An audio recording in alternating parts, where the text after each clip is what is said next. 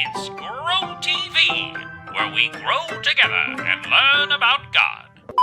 Oh, hey friends. Welcome to Grow TV. I'm Steve, and I am actually in the middle of a little snack. Just some crackers, you know. I'll be back. You know what? Let's take this snack up a notch. A couple of sardines. And, oh yeah, add them. Oh, you know what? Crackers, sardine, and the fieriest hot sauce I've ever seen in the world. I'm about to have this snack. Let's do this! Whoa, that's bold. Huh? I'm not sure you know what bold is. This is just, a snack. Bro, I know bold when I see bold. That's bold. Let me tell you about bold. A person making a daring rescue of someone who's fallen through ice, now that's bold. Yeah, I guess, but... Let me tell you what else is bold. A person named Ruth is far from home with her mother-in-law Naomi. They're currently on their own and looking for a place to call home where they can be safe and taken care of. As it turns out, a man named Boaz could offer them just that. But Ruth would have to go and present this situation to Boaz with a very, very real possibility that he could reject them. But she doesn't. That is bold. I think you're right. I mean, the last scenario actually is straight from the Bible, right? Exactly. It comes from the book of Ruth, chapter 3. Naomi and Ruth had recently come to Bethlehem. This was Naomi's hometown, and Naomi and Ruth were working hard to survive there. Why was it so hard for them? All the men in their immediate family had died. And in that culture, being two women on your own was a very, very vulnerable spot to be in almost every way. Naomi and Ruth, like other women at that time, were only promised to be taken care of when they were married or living with family. So what happens when all of your family is gone? The culture they lived in made it very difficult for women not connected to a family member. Oh, wow. Yeah.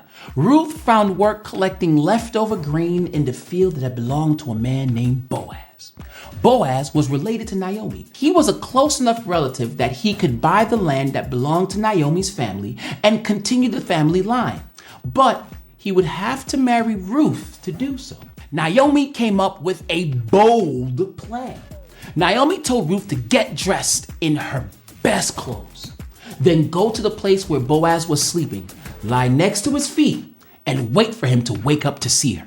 That is a bold plan and kind of strange. Ruth said she would do it just as Naomi said. She is the boldest. When Boaz woke up in the middle of the night, he was probably surprised to see Ruth there. Ruth told Boaz that if he became her husband, he could help her and Naomi in a big way. You know what? Hold on a sec. I need a snack. This is too good. Please continue. Boaz thought Ruth was bold too, for asking him to help her. He said he would do everything he could to make it happen. In Ruth 3:11, Boaz says, "And now, my daughter, don't be afraid. I will do for you all you ask. All the people of my town know that you are a woman of noble character." Woohoo! That a boy, Boaz! Way to go, Ruth. It's just so beautiful. It was really beautiful, and it was very bold of Ruth to ask Boaz for his help. Boaz could have said no. She and Naomi didn't know exactly what would have happened, just like we can't know what will happen in every situation, but God helped them become bold. They needed boldness to be able to take a risk and have courage. God will do the same for all of us because God gives us boldness. Steve, great story. Thank you. And thanks for the lesson on what's bold. You know, I had my Bible with me the other day, and there was a friend of mine who hasn't read the Bible before. They asked me why I had it with me so often. I knew it was an opportunity to be bold, but I just mumbled something and put my Bible away. I guess I missed my chance to be bold.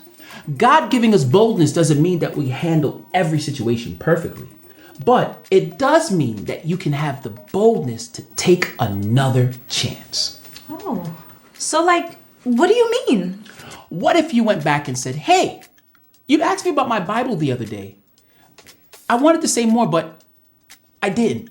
Can we talk about it now? I can do that. Yeah, you can. I can. You know what? And I think I will. Friends, what situations do you have in your life to be bold? Be on the lookout for opportunities God gives you to be bold. They will come. And when they do, trust that God gives us boldness.